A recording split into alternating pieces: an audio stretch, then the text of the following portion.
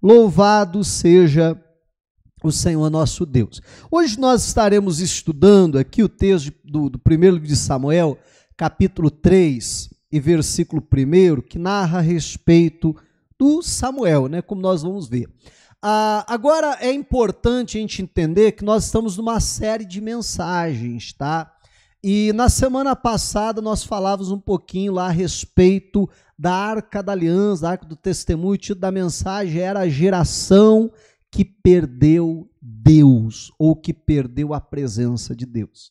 E aí nós vimos, né, e se alguém não veio domingo passado, eu acho que seria muito importante você assistir esse culto, tá gravado, né, tanto esse aqui vai ficar quanto o anterior, tá gravado, tá lá no YouTube, e você assistir, porque quando a gente faz uma série de mensagens, a gente vai montando como se fosse um quebra-cabeça, amém?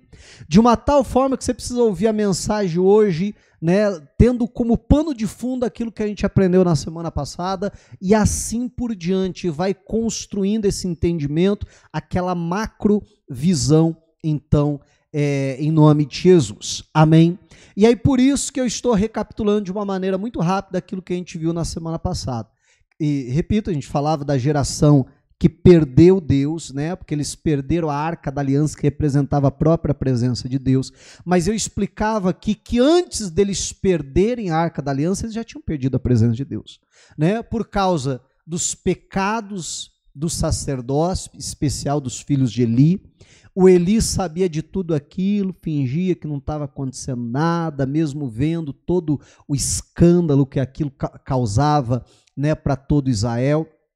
Em contrapartida, né, ou por outro lado também, tanto o sacerdócio quanto os anciãos do povo, quanto o próprio povo em si, tratava Deus, eu usava essa expressão semana passada, como um amuleto da sorte. Eu não busco Deus, eu não quero a presença dele na minha vida, eu não quero um relacionamento com ele, mas quando as coisas dão errado, opa, Deus vem me socorrer. E aí eu te pergunto se não é isso que muitas pessoas estão fazendo hoje. É muito comum a gente ouvir assim: pastor, gostei daqui, gostei da igreja, gostei do culto, gostei até da sua mensagem. Olha, pastor, quando eu tiver problema, a primeira igreja que eu vou procurar vai ser a sua, viu? Mas não é mais ou menos assim? Né? Então as pessoas usam Deus como um amuleto da sorte, ou como eu tenho falado muito, né? Usam Deus como um meio para se obter um fim, aquilo que eu desejo. Eu não desejo Deus. Buscar a Deus não é um fim por si mesmo, mas eu quero algo, então eu vou buscar a Deus para alcançar aquilo que eu quero. E aí a gente viu tudo isso, né? E justamente por conta disso, aquela nação, ou aquela geração, como eu dizia, haviam perdido a presença de Deus. Perderem a arca era apenas Deus deixando evidente o que já havia acontecido com a nação. Porque é justamente a perda da arca é que eles vão colocar a mão na cabeça e vão dizer: foi-se a glória de Israel. E naquela ocasião, a arca é levada, morre Eli, o sumo sacerdote, morre os seus 2 filhos, Ofni e Finéias. Você vai entender isso um pouquinho mais para frente, mas, meu irmão, Deus sempre tem um plano. Amém? Deus sempre tem um plano. No meio de toda aquela bagunça que estava acontecendo, Deus está preparando alguém. Deus está levantando alguém, que é justamente Samuel, para fazer todo um movimento em sentido contrário e levar todo aquele povo para buscar Deus. É muito interessante como no final da vida de Samuel, uma vida literalmente inteira, servindo a Deus, através de servir as pessoas, ele vai reunir todo o povo, quando ele já está velho, e o povo está pedindo um rei, ele reúne todo o povo de Israel e diz assim, ó: quem aqui pode dar testemunho contra mim? Qual foi o dia que eu aceitei um suborno para perverter o juízo? Qual foi o dia que eu prejudiquei alguém aqui? Qual foi o dia que eu fui injusto? E a Bíblia diz que todo o povo de Israel ali, ó, fica calado porque ninguém tem um A para falar da vida desse homem. Amém. justamente no sentido completamente contrário de tudo aquilo que vem acontecendo em Israel. E vamos nos lembrar, nós já vamos fazer a leitura aqui, mas vamos nos lembrar que Samuel cresceu no mesmo ambiente que Ofni e Finéias, que Samuel foi criado pelo mesmo, vou chamar assim, pelo mesmo pai de Ofni e Finéias, que vamos lembrar da história. Já vamos fazer a leitura, mas já estou pregando, amém? Já estou cantando a história aqui. A Ana faz um voto com Deus. Senhor, se o Senhor me der um filho, esse filho não vai ser meu, ele vai ser do Senhor. A Bíblia diz que quando o menino desmamou, ela leva até o templo, diz para Eli, você lembra de mim? Eu sou aquela mulher que fez aquela oração. Ah, sim, lembro. Ela diz, então toma aqui, né, quase toma aqui que o filho é teu. Ela entrega e diz, toma, ele foi consagrado ao Senhor, a partir de hoje ele vai servir ao Senhor, ele vai estar aqui 24 horas no templo e vai ser criado aqui por vocês. E literalmente dá o seu filho. Eu até brincava, já imaginou se a moda pega, gente? Né? Imagine um monte de criança aí correndo, chorando por aí e tal, né? Mas brincadeiras à parte, né? Ele vai ser criado então ali por Eli. Ele tem como, vamos dizer, irmãos de criação, é claro que eles são muito mais velhos do que o Samuel, mas os irmãos de criação e alguém que poderia ser referência na vida dele é o Ofni e Finéias, mas ele olha para a conduta dos caras e diz, não dá. Amém? E ele decide, mesmo sendo criado naquele meio, naquele ambiente, ele decide viver na contramão de tudo aquilo e dizer, não, eu vou viver a palavra de Deus, eu vou servir a Deus, eu vou fazer a coisa certa. Amém, igreja? E aí a gente ouve aquele discursinho, não, tadinho do fulano é vítima da sociedade, não deram oportunidade. Não tem esse discursinho? Né? Meu irmão, Samuel mostra que a coisa não é assim, ele foi criado naquele ambiente, né, e se tornou um homem de Deus que foi ali, se levantou para mudar completamente toda aquela situação. Bom, 1 Samuel 3, versículo 1, diz assim a Bíblia. O menino Samuel servia ao Senhor diante de Eli. Naqueles dias, a palavra do Senhor era muito rara. As visões não eram frequentes. Certo dia, o sacerdote Eli, cujos olhos já começavam a escurecer-se, a ponto de não poder ver, estava deitado no lugar de costume. Também Samuel estava deitado no templo do Senhor. Olha só, o que diz aí? Onde estava a arca da aliança. Tanto domingo passado a gente falava sobre isso, que ela representava a presença de Deus, quanto a gente vai seguir tratando desse assunto nos próximos domingos, permitindo Deus. Aonde estava a arca da aliança? Olha só o que a Bíblia diz. Antes que a lâmpada de Deus se apagasse. Eu gostaria que você lesse comigo esse versículo, essa parte do versículo que está aí na tela, mas assim, com aquela voz poderosa que Deus te deu, sabe ou não? Deu ou não deu?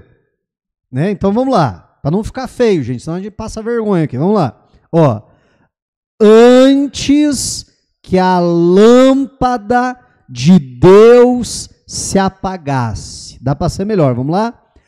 Antes que a lâmpada de Deus se apagasse. Eu gostaria que essa frase entrasse no teu coração. Amém? Essa frase aqui é até o título da mensagem de hoje. Daqui a pouco eu volto para ela para explicar. Deixa eu continuar lendo. O Senhor chamou o menino. Samuel, Samuel. Este respondeu, eis-me aqui. Então correu para onde estava Eli e disse, eis-me aqui, pois você me chamou. Mas Eli respondeu: eu não chamei você, vá deitar. E ele foi e se deitou. Bom, tem é suficiente para nós. Olha só, como eu disse, a gente vai trabalhar bastante aquela frase, mas antes da gente chegar lá, vamos entender o que está acontecendo aqui, né? Eles estavam no templo, porque a Bíblia vai fazer menção que era onde a Arca da Aliança estava, e estava ali uma figura importante, que a gente também vai falar dela hoje, que era o candelabro, que estava diante da Arca da Aliança, né? E aí a Bíblia vai dizer assim: antes que a lâmpada se apagasse, Deus fala com o menino, Deus fala com Samuel. Por enquanto, que eu quero lhe chamar a atenção aqui, e repito, depois a gente volta para cá, é que antes que a lâmpada se apague, Deus fala. Amém? E Deus fala para quê? Para que a lâmpada não apague. E aí você já vai entender isso. Mas, como eu disse, a gente já volta para cá. Vamos entender primeiro o que está acontecendo. Então a Bíblia diz que eles estão todos ali, e o Eli, sumo sacerdote, deita lá no seu lugar de costume, lá na sua cama, onde ele costumava deitar, né? Então perceba que eles não estão ali em algo ocasional, né? Não, era algo corriqueiro, né? Então ele está ali deitado, e o Samuel também já tinha deitado na sua cama. E aí daqui a pouco Samuel escuta assim: Samuel, Samuel. Samuel pula da cama, corre até o Eli: eis-me aqui, você me chamou, o que você quer? E aí ele diz: que menino, que te chamei o quê? Vou dormir. Amém? Tô mudando a linguagem aqui, mas você está entendendo, né? Então ele volta, deita na cama. Daqui a pouco ele ouve de novo: Samuel, Samuel, pula da cama, corre até o Eli: eis-me aqui. E o Eli diz assim: que isso, menino? Tá doido? Não, tá doido é por minha conta, né? Acréscimo meu, né? Vai dormir, menino. Aí ele volta lá: não te chamei. Deita lá. Pela terceira vez: Samuel, Samuel, corre lá. E aí a gente vê até a disposição de servir. Amém? E até isso, né, nos chama a atenção. Corre lá: eis-me aqui, pois não. O que o senhor deseja? E só na terceira vez o Eli para e diz: opa, tem um trem esquisito nessa história aí. Se ele fosse mineiro, ele falava assim: tem um trem, né? Tem alguma coisa estranha aí. Eu não estou chamando ele, ele está ouvindo uma voz chamando ele. Só que a Bíblia vai fazer menção que a palavra de Deus era coisa muito rara naqueles dias. Que as visões não eram frequentes. E basta a gente lembrar como estava o estado de espírito, tanto do sacerdócio quanto do povo, que não é da gente admirar. Amém? Que Deus falava muito pouco. Era porque Deus não queria falar? Ou será que era porque eles já não conseguiam mais ouvir? Porque essa, vamos lembrar, como falamos na semana passada, foi a geração que perdeu a presença de Deus. Amém? E aí o Eli para e diz assim: faz o seguinte, volta lá, deita na sua cama. Se você ouvir essa voz chamar de novo, então você vai responder. Em vez de você vir aqui correndo, você vai responder: eis-me aqui, Senhor. Fala que o teu servo ouve. Porque pode ser que essa voz seja de Deus e Deus está querendo falar com você. Samuel volta a deitar. E de novo a mesma voz pela quarta vez: Samuel, Samuel. E Samuel diz: eis-me aqui, Senhor, fala que o teu servo ouve. E agora Deus vai falar com Samuel. Algumas coisas eu gostaria de chamar a atenção aqui. Não é o assunto principal da mensagem, mas 2 pontos que eu quero lhe chamar a atenção aqui. Primeiro ponto é o seguinte: perceba que o Eli, ele ensinou Samuel a ouvir a voz de Deus, porque essa é a primeira vez que Samuel ouve a voz de Deus, mas não vai ser a última. Amém. O Eli ensinou Samuel a ser sensível à voz de Deus, a ouvir a voz de Deus. Mas Eli não conseguiu ensinar os seus filhos a fazer isso. Amém. Porque a Bíblia vai dizer, a gente falou bastante na semana passada, a corrigida, por exemplo, vai chamar que os filhos de Eli eram filhos de Belial e não temiam a Deus. A atualizada vai dizer que eles não respeitavam as coisas de Deus, não respeitavam a Deus. E aí eu e você precisamos, diante disso, parar, sabe, e servir como um alerta para nós. Meu irmão, a gente precisa tomar cuidado como pais para não ensinarmos os outros a ouvir a voz de Deus e às vezes a servir a Deus, mas não conseguimos ensinar os nossos filhos a fazer a mesma coisa. Amém. Como eu disse, é só uma pincelada, é só para não passar desse ponto em vão. Segunda coisa, meu irmão, perceba que Deus fala, e eu espero que você entenda a minha colocação, mas que Deus fala usando a voz do nosso pastor. Porque a Bíblia vai dizer que, o primeiro versículo, que Samuel servia ao Senhor perante Eli. Eli era o seu pastor, contextualizando. Eli era o seu sacerdote. Eli era o seu mentor espiritual. Amém? E Deus fala com ele usando a voz, com a voz do Eli. Porque perceba que quando Samuel ouve a voz de Deus, ele pensa que é quem falando? Ele pensa que é o Eli falando.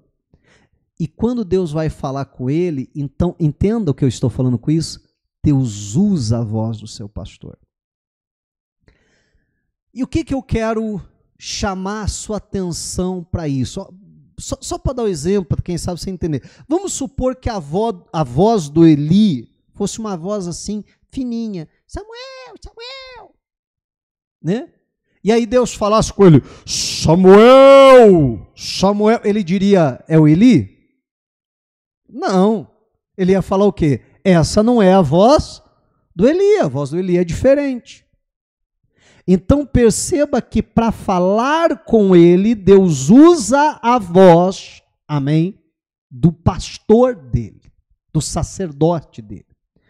Meu irmão, de forma alguma, eu quero chegar a um extremo, e eu conheço muito pastor, né, que é um tanto quanto extremista com relação a isso, que diz mais ou menos assim, você não tem que ouvir ninguém, você não tem que assistir culto em nenhuma igreja, você tem que tomar cuidado com essas mensagens de internet e não sei o que mais, e praticamente proíbe os membros de ouvir qualquer outra coisa. Não, você tem que ouvir, é só o missionário, é só a igreja da graça e tal. Meu irmão, eu não tenho essa coragem, tá? Eu respeito quem pense assim, mas eu não tenho essa coragem. Honestamente, não tenho. Você tem toda a liberdade. Amém, igreja?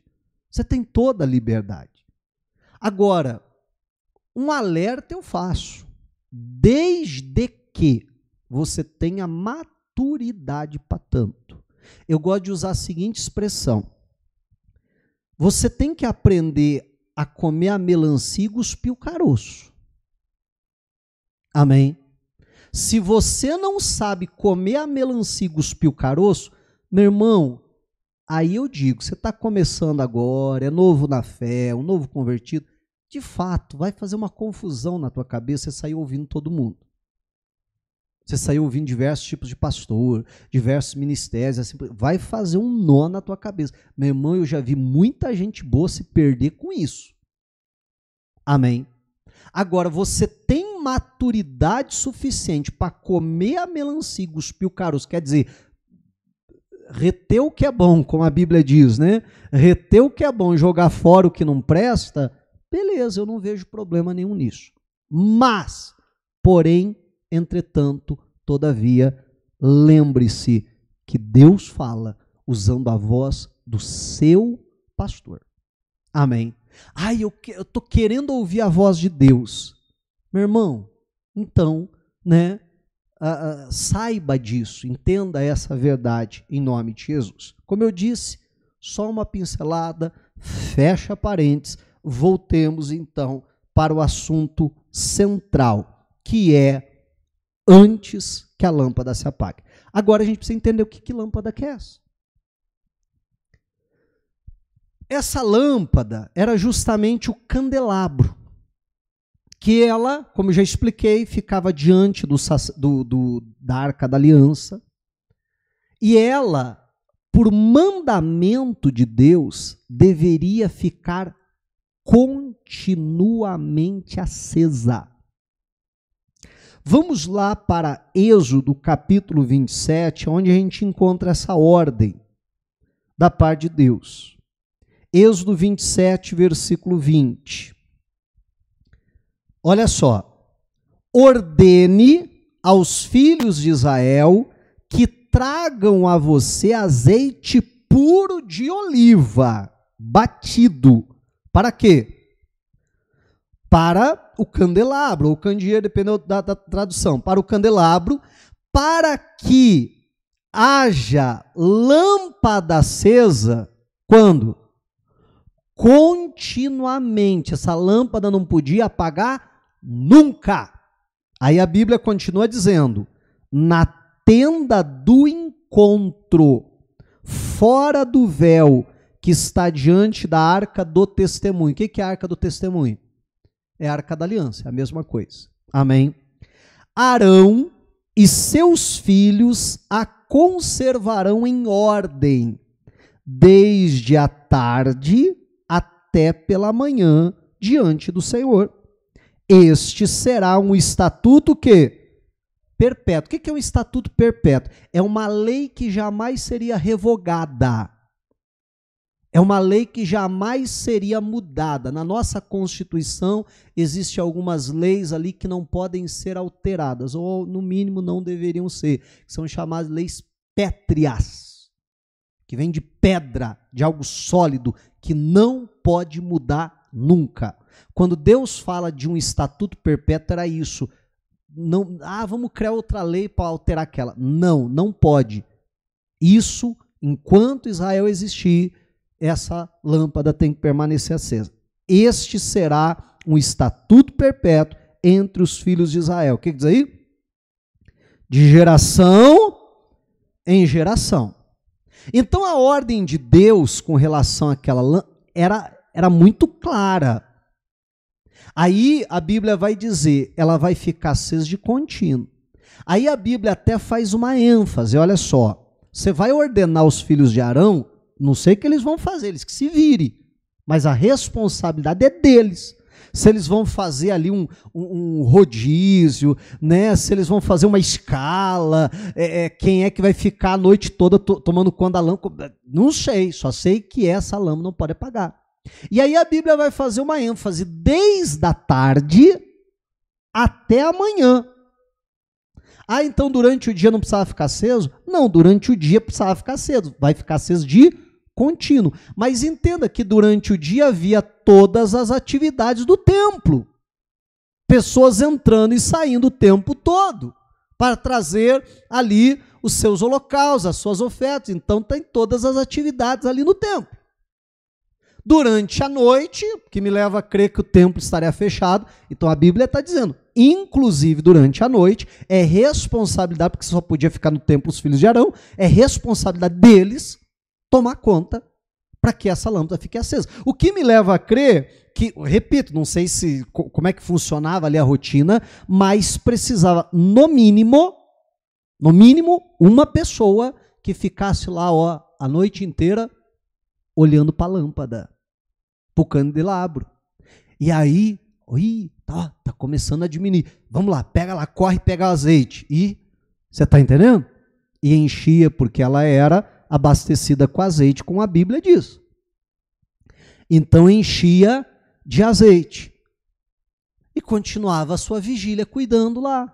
Ó, tá precisando mais, pega lá. E você está entendendo? Porque aquela lâmpada não poderia apagar. Porém, a Bíblia vai dizer, e isso mostra muito o estado de espírito do sacerdócio na época, que antes que a lâmpada se apagasse, o que me leva a crer que, a despeito da ordem de Deus, era costume deles deixar a lâmpada se apagar. Sabe, lá na tua casa, boa noite, até amanhã, durma com Deus e tal, e um foi deitar, o outro foi deitar, e o último que vai deitar vai fazer o quê? Apaga a luz. Eu acho que era mais ou menos assim. Ó, o Eli já estava deitado, o próprio Samuel já estava deitado, acho que alguém estava por ali ainda, mas ainda não tinha, né, dado o horário de apagar a lâmpada. Me parece que o último vai lá e dá aquele assoprão. Ou, se não, simplesmente não abastecia mais a lâmpada. O que ia acontecer? Ela apagava. Meu irmão, não é à toa que a Bíblia faz essa menção lá. Só que nós precisamos entender o que é essa lâmpada, ou o que essa lâmpada representa, porque todas as figuras do Antigo Testamento, elas simbolizam para um elemento espiritual e para algo até mesmo no Novo Testamento. A Bíblia diz que aquilo que foi escrito lá no Antigo Testamento eram sombras de bens vindouros. Amém? Principalmente com relação ao tabernáculo, tudo, simplesmente tudo ali tinha um significado, um simbolismo espiritual. E essa lâmpada não era diferente. A Bíblia vai dizer, ainda no Antigo Testamento, uma visão que Zacarias tem, e ele está falando com o anjo pergunta para ele, o que é que você viu? E ele vai descrever, eu vi uma lâmpada, né, ou um candelabro, porque ele vai descrever, havia 7 pontas, que era justamente como o candelabro era, cada uma ali com a sua lâmpada. Ele vai descrever, havia do lado jarros de azeite, na visão dele faz menção a isso, inclusive na visão dele havia também oliveira, que representa justamente o azeite. E quando ele descreve toda a visão que ele tem dessa lâmpada, desse candelabro, ele vai perguntar para o anjo, o que isso significa? O que isso quer dizer? E o anjo vai perguntar para ele, você não sabe o que significa? Ele diz, não, meu senhor. E aí é que vem aquele versículo tão conhecido, né, que talvez você já falou ele, mas talvez você nem sabia que estava lá em Zacarias, né? E é nesse episódio que o anjo respondendo para ele vai dizer, não por força, nem por violência, mas pelo meu Espírito. Amém? Deus está falando da reconstrução do templo de Israel e vai dizer, não vai ser com a força, não vai ser com a capacidade humana, mas vai ser através de um agir do meu Espírito. Para a Bíblia falar do agir do Espírito de Deus, vai usar a figura do quê, gente? Da lâmpada. Do azeite abastecendo a lâmpada. Amém? Então perceba que aquela lâmpada, ela representava o Espírito Santo de Deus. Por isso que ele não podia ser apagado. Mas eles lá deixavam apagar. E aí a única coisa que me leva a pensar é o seguinte, olha só. Eu vou tentar contextualizar, tá? Tentar trazer para hoje. Esse é o último culto do domingo, né?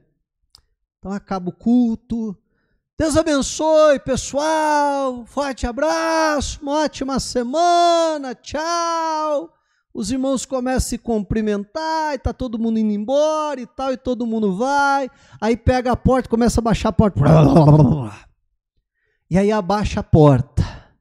Você olha para um lado, olha para o outro. Ó, acabou o público. Não tem ninguém vendo. Amém? Não tem mais plateia.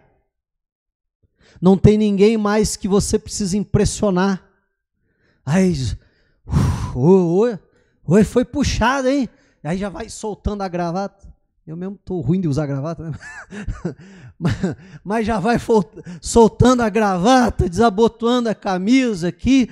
Hoje foi puxado. Ih, errou aquela nota lá, hein? Ih, rapaz, desafinou naquela parte, hein? E tal, já dá aquele feedback ali, não sei o quê. E tal, todo mundo foi embora. Ufa, e tal. Ih, rapaz, ó. Não vejo a hora de dormir, hein? Tô cansado, tô com sono e tal. Ih, mas quem vai cuidar da lâmpada? Amém? Quem vai ficar a noite toda aqui acordado para manter a lâmpada acesa? Aí sabe o que eu faço? Eu olho para um lado assim. Não tem ninguém olhando. Não tem ninguém vendo. Não tem ninguém fiscalizando. Porque se eu deixo essa lâmpada apagar durante o dia, os israelitas vão ver e vão dizer: ei, vocês estão quebrando a lei. Não é verdade? Vocês estão desobedecendo a Deus. Mas de noite quem é que vai saber? Ninguém podia entrar lá, só os sacerdotes. Não dá. Dá muito trabalho ficar a noite inteira aí acordado. Desperdício de azeite. Ficar acendendo aí o azeite para quê? Amanhã a gente acende. Tá entendendo? Meu irmão, olha só. Não interessa se é desperdício ou não, foi Deus que mandou. E a gente vê muito discursinho desse hoje em dia. Para que eu vou na igreja? Eu não preciso ir, eu sirvo a Deus do meu jeito. Não interessa se é preciso ou não, foi Deus que mandou. Amém? Para que a lâmpada precisa ficar acesa a noite inteira? Não precisa. Não interessa, foi Deus que mandou. Que desperdício de azeite, foi Deus que mandou. Aí a gente vê um discursinho assim: Deus não precisa de dinheiro. Mas claro que ele não precisa de dinheiro. Mas não interessa se ele precisa ou não, foi Deus que mandou a gente ser dizimista e ofertante. Amém, igreja? Mas aí a pessoa, entende? Fica com um discursinho que pode, quem sabe, fazer algum sentido no campo natural, no campo da lógica humana. Mas não interessa se faz sentido ou não, Deus mandou, ponto. Acabou a conversa. Eu vou obedecer. Mas lá para eles, não, dá muito trabalho. Ninguém está vendo. Deixa a lâmpada apagar. Aí no outro dia de manhã, acorda aí, rapaz, tá na hora de abrir o templo. Abre a porta lá. Rapaz, peraí, não abre não. Vamos fazer o quê? Vamos acender a lâmpada. Põe bastante azeite aí, para ela ficar bonita. Para quem chegar cedo no templo, olhar aquela lâmpada pegando fogo, quem que vai dizer que a noite ficou apagada? Aí vamos lá, gente. Só entre nós aqui, para não espalhar. Quantas vezes não é essa a nossa atitude? Amém? Quantas vezes não é exatamente, me perdoe falar assim, mas dessa maneira que funciona o nosso cristianismo? Se tem plateia de um jeito, se não tem é de outro. Se tem plateia, deixa essa lâmpada queimar, para todo mundo saber que eu estou obedecendo a Deus. Ninguém está vendo. Não precisa ser tão crente assim. Não precisa ser crente o tempo todo. Ninguém está vendo. A Bíblia vai falar de Moisés, que vê um egípcio maltratando um israelita, e a Bíblia diz que ele faz, sabe o quê? Ele olha para um lado, olha para o outro, e a Bíblia diz, e percebendo, ou pelo menos ele achava, né, que não tinha ninguém vendo, ele foi lá e matou o egípcio, não foi isso? E escondeu na areia. Meu irmão, Se Moisés olha para o lado e ele vê alguém, ele faria alguma coisa contra o egípcio? Não. Se alguém estivesse vendo, ele ia ser assim, ó. Sim ou não? Disfarçando. Mas ele diz assim, não tem ninguém vendo. Repito, quantas vezes não é essa a nossa atitude? Olha para um lado, olha para o outro. Ah, não tem ninguém vendo. Ou às vezes alguns, aqui ninguém me conhece. Perceba que é a mesma atitude. É eu estar permitindo com que a lâmpada de Deus se apague, porque não vamos esquecer do seguinte fato, não precisa abrir, mas eu vou colocar aí 1 Tessalonicenses 5,19. Olha o que a Bíblia diz, Novo Testamento. A Bíblia diz, não apaguem o Espírito.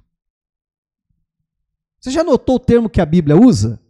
Não apague o Espírito. Porque, meu irmão, aquela lâmpada representava o Espírito Santo de Deus. E talvez agora faça muito mais sentido para você o que eu falava lá desde o começo. Antes que a lâmpada se apague, Deus fala. Amém? Meu irmão, e a pior coisa que pode acontecer na vida de um cristão é a lâmpada se apagar. Você já viu um cristão que a lâmpada se apagou? Eu já vi, meu irmão. É coisa triste. É aquela pessoa que já foi usada por Deus, que já foi uma bênção, cheia de fé, cheia de dons, e daqui a pouco a pessoa vai brincando com as coisas de Deus. Sabe? Baixa a porta lá. Ah, ninguém está vendo. Não precisa gastar a noite toda, não, se preocupado com essa lâmpada. Deixa ela aí. Depois a gente acende de volta. Está entendendo ou não? Depois a gente vê até que chega um momento que a lâmpada se apaga. A pessoa perde o brilho de Deus, a pessoa perde a chama do Espírito Santo de Deus, ela apaga o Espírito. Meu irmão, e a coisa é terrível, a coisa é triste. E tem alguns que a chaminha está ali, ó, quase apagando. Sabe o fogo assim, né? Ou às vezes da vela, ou às vezes até de um candeeiro, mesmo alguma coisa assim, que está quase apagando, que o foguinho fica assim, ó. Assim, né? Fica ali, apaga, não apaga. Tem hora que você até acha que apagou, ele dá uma, né? E fica assim. Alguns está assim, meu irmão. Foguinho já está daquela maneira. Mas antes que a lâmpada se apague, Deus fala. O grande problema é quando a gente ignora a voz de Deus. O grande problema é quando a gente apaga o Espírito Santo. A Bíblia vai falar sobre 10 virgens que haviam se guardado para o noivo, que estavam esperando o noivo. Uma clara referência à segunda vinda do Senhor Jesus. E a Bíblia diz que essas 10 virgens, 5 eram prudentes e 5 eram loucas. As loucas foram ao encontro do noivo com as suas lâmpadas acesas. As 5 prudentes também foram até o noivo com as suas lâmpadas acesas. A diferença é que as prudentes fizeram o quê? Você lembra da história? Levaram azeite de reserva. Aí a Bíblia vai dizer, tardando o noivo, todas acabaram adormecendo. E aí durante a noite ouve-se um barulho e alguém grita, o noivo está vindo! Todas haviam pegado no sono. E aí elas vão olhar para suas lâmpadas, lembra do foguinho lá? Assim, apaga, não apaga. E aí elas entram em desespero, as loucas. Meu Deus, minha lâmpada aqui está quase apagando. Enquanto as prudentes começaram a encher as suas lâmpadas com azeite, porque eram prudentes, porque levaram azeite de reserva. E a lâmpada acendeu de novo. E aí essas aqui dizem assim, me dá do teu azeite para eu encher a minha lâmpada também. E as de cá dizem, não posso, porque senão pode acontecer que falte para mim e para você. Então, vai atrás de azeite. E as 5 virgens loucas, imprudentes, saem atrás do azeite. Até consegue. Lembra que eu falava há pouco, pastor, quando eu tiver problema eu volto, viu? Quando eu tiver problema, a primeira igreja que eu vou procurar é a sua. Conseguiram o azeite, mas ao voltar com o azeite, a Bíblia diz o quê? A porta já estava fechada. Aí começaram a bater, abre a porta, olha aqui, agora está acesa. Diz, agora a porta já voltou. Não, a porta já fechou. Não tem mais jeito. Mas não tem uma repescagem aí, pastor? Não tem uma repescagem. Mas não dá para eu passar um tempinho lá no purgatório, pastor, pagar meus pecados para depois subir para o andar de cima? Olha, nunca achei isso na Bíblia. Tem uns pregando essas coisas por aí, mas... Eu nunca achei isso na Bíblia, não. Amém. O que eu já encontrei na Bíblia, e o próprio Senhor Jesus falando, é depois que a porta fechou, acabou. Amém, igreja? Quem ficou para fora, ficou para fora. Mais uma vez, é muito clara essa analogia que a Bíblia faz desse assunto que nós estamos tratando com um paralelo muito espiritual, né? E até no Novo Testamento, no sentido do Espírito Santo de Deus, de nós mantermos a nossa chama acesa, de nós não agirmos como eles estavam agindo. Meu irmão, e 2 coisas nós precisamos entender. Por um lado, quando o pastor diz assim, antes que a lâmpada se apaga, Deus fala. Por um lado, isso deve nos encher de esperança. Amém. De cuidado, de fé. Por outro lado, isso deve nos encher de temor. Porque antes da lâmpada apagar, Deus fala. Mas se a gente não ouvir a voz de Deus, a coisa vai ficar complicada. Amém. E talvez Deus já falou 1, 2, 3, 4, 5, 10. E talvez hoje, para alguns aqui, seja exatamente isso. A última chance. A última vez que Deus está falando antes que a lâmpada se apague. Amém, igreja? E para que Deus fala? Para essa lâmpada não apagar. Eu não vou ler, para não me estender, mas se estiver anotando, anote aí 2 Timóteo 1, 5 e 6. Lá, Paulo escrevendo a Timóteo, primeiro ele vai falar assim, eu lembro da sua fé não fingida, de uma fé genuína, de uma fé verdadeira, de uma fé quando a porta está aberta, entende o que eu estou falando? Ou quando a porta está fechada. Você não muda. Quando tem plateia ou quando não tem, você continua o mesmo. Você tem uma fé genuína. Você tem uma fé verdadeira, sem fingimento. Você não finge uma fé na frente das pessoas. Não, uma fé genuína. Aí ele vai dizer que habitou na sua avó Ló e também na sua mãe Eunice, eu estou certo que habita em ti. O versículo 6 ele vai dizer, por esta causa, porque você tem essa fé não fingida. Ele diz, eu te lembro que reacendas. Aí tem outra tradução que vai dizer reavives e termos semelhantes a esse. O dom de Deus que há em ti. O termo que a Bíblia usa lá é literalmente, sabe quando você vai fazer um churrasco e você põe fogo lá, Só que você está com pressa, está com fome, né? E aí você pega um abanador e vai lá, ó. Ou quando não, ó. Mas você está soprando para apagar? Não, você está soprando para quê?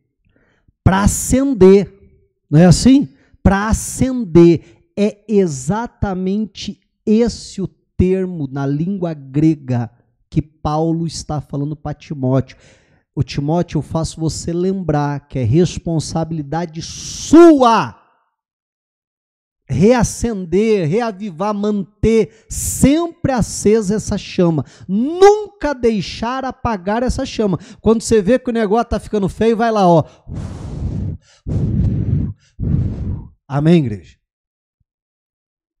Assim como era a responsabilidade dos sacerdotes manter aquela lâmpada acesa, Paulo, no Novo Testamento, está falando a Timóteo, é tua responsabilidade manter aceso esse dom que está sobre a tua vida. Diante de tudo isso que nós falamos até aqui, eu encerro chamando a atenção para um último ponto. Meu irmão, a pergunta é a seguinte: o que eu preciso fazer para a lâmpada apagar? Já que a gente está falando tanto da lâmpada apagar, e aí você está entendendo que é o Espírito Santo, o que eu preciso fazer para a lâmpada apagar? Sabe o que eu preciso fazer para a lâmpada apagar? Nada. Nada. Se eu não fizer nada, a lâmpada vai apagar. O que as virgens imprudentes fizeram para a lâmpada apagar? Nada. Você está entendendo o que eu estou falando? Agora, o que a gente precisa fazer para manter a lâmpada acesa? Agora a gente precisa fazer alguma coisa. E às vezes ficar até de madrugada lá olhando, cuidando. Opa, deixa eu colocar mais azeite. Você está entendendo? Eu tenho que ficar repondo combustível, eu tenho que ficar colocando azeite, eu tenho que cuidar, eu tenho que proteger. Então você perceba que para eu manter a chama acesa, precisa de uma atitude ativa. Mas para eu permitir que a lâmpada de Deus se apague na minha vida, eu não preciso fazer nada, é só não fazer nada. O que eu preciso fazer para apagar o Espírito Santo, para perder a comunhão com Deus? Só não fazer nada. Não é verdade? Se eu não fizer nada, a cada dia eu vou me afastando de Deus. Você concorda comigo, não? A cada dia eu vou me apagando e apagando o Espírito Santo de Deus, a comunhão que eu tenho dele na minha vida. Mas se eu quero mantê-la acesa, aí eu vou ter que fazer alguma coisa. E é isso que eu quero lhe chamar a atenção hoje. Porque tem muita gente, e aí eu vou recorrer novamente à mensagem do domingo passado, perdendo a presença de Deus. E a pessoa diz assim: pastor, eu não entendo, não tenho mais comunhão com Deus como eu tinha antes. Pastor, mas eu não estou fazendo nada. E geralmente a pessoa diz assim: não estou fazendo nada de errado. Pois é, mas também não está fazendo nada de certo. Verdade? E talvez o problema seja esse. De vez em quando eu atendo alguns casais, né? E aí isso é muito comum com o marido. A esposa começa, reclama, tá. Aí o marido diz assim: pastor, eu não entendo porque que essa mulher reclama tanto, pastor. Pastor, eu não faço nada, pastor. Eu não faço nada para ela reclamar tanto. Aí você diz assim: é por isso. Amém? É por isso que ela está reclamando, porque você não faz nada. Quer mudar isso? Começa a fazer alguma coisa. Porque se eu não fizer nada pelo meu casamento, a chama vai apagar. Amém? Se eu não fizer nada na minha comunhão com Deus, a chama vai apagar. Se eu não fizer nada, eu vou para o inferno. Porque o que eu preciso fazer para ir para o inferno? Nada. Não é verdade? Se eu não fizer nada, eu vou para o inferno. Não, pastor, está amarrado, não quero ir para o inferno, eu quero ir para o céu. Aí eu vou ter que fazer. Aí eu vou ter que crer no Evangelho. Aí eu vou ter que crer no sacrifício de Jesus. Aceitando o que Jesus fez por mim, agora eu vou ter que corresponder com uma vida de santidade. Você está entendendo? Que em nome de Jesus Cristo, guarda isso no teu coração, antes que a lâmpada se apague.